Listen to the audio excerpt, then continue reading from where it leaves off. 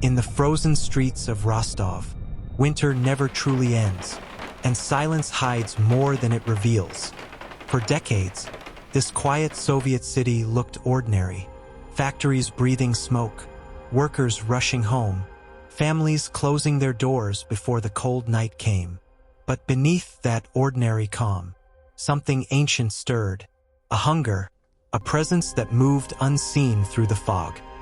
His name was Andrei Chikatilo, a man who smiled politely, worked as a teacher, and lived like everyone else. But inside, there was only chaos.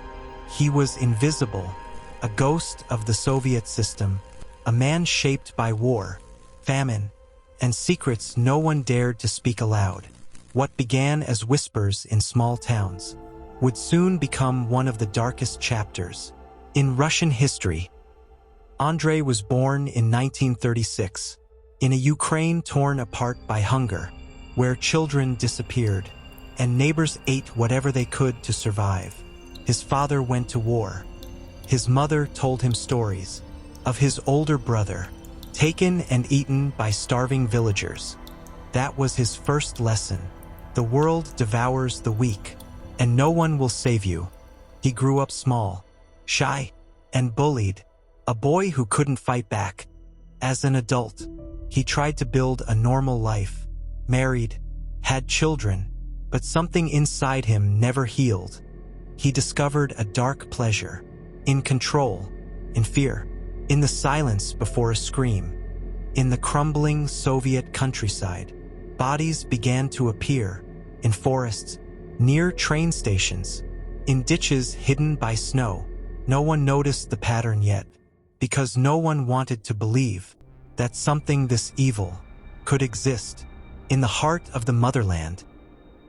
For years, the murders went unnoticed, scattered across the Soviet countryside, each one hidden by distance, by silence, by the chaos of a nation pretending all was fine. The police were blind, their tools were old, their files locked behind red tape, and their pride wouldn't let them admit that a serial killer could exist in the land of equality. So the bodies piled up, children, women, their stories erased, their names whispered in fear, as if saying them aloud might summon the thing itself. Andrei learned the system. He watched. He adapted. He became invisible. He took trains between small towns, always changing routes, never staying long, always blending in with the gray faces of men tired of living. To the world, he was quiet, teacher, a husband, a man who liked long walks and spoke softly. But behind that calm voice was a predator studying his prey. He waited at bus stations, by the forest edge, near the rivers that carried secrets away. And when the moment came, he moved without hesitation. Each disappearance was a note, in a song only he could hear. And with every victim, the melody grew darker. For a decade, he moved like a shadow, untouched, unseen, a ghost feeding in silence. But every hunter, sooner or later, makes a mistake. It was a cold morning, a train station near Novichokhovsk. He watched another young boy, alone, frightened, waiting for someone who would never come. He approached, calm, polite, offered help, a smile, a few kind words.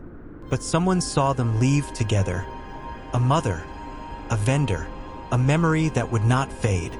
When the boy's body was found, the police dismissed it.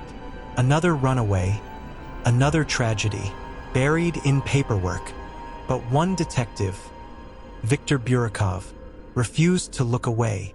He noticed the pattern, the geography, the silence that repeated itself. For months, he gathered evidence, every name, every map, every missing face. And in those files, the shape of a monster began to appear. Then one winter evening, a man matching the description was stopped near a train station, blood under his fingernails, a nervous smile on his lips. Andrei Chikatilo, the quiet teacher, the kind neighbor, finally stepped into the light. When asked why, he said softly, "I am just a mistake, made by the world itself." They found him in a small gray room. No windows, no light, just the sound of his own breathing.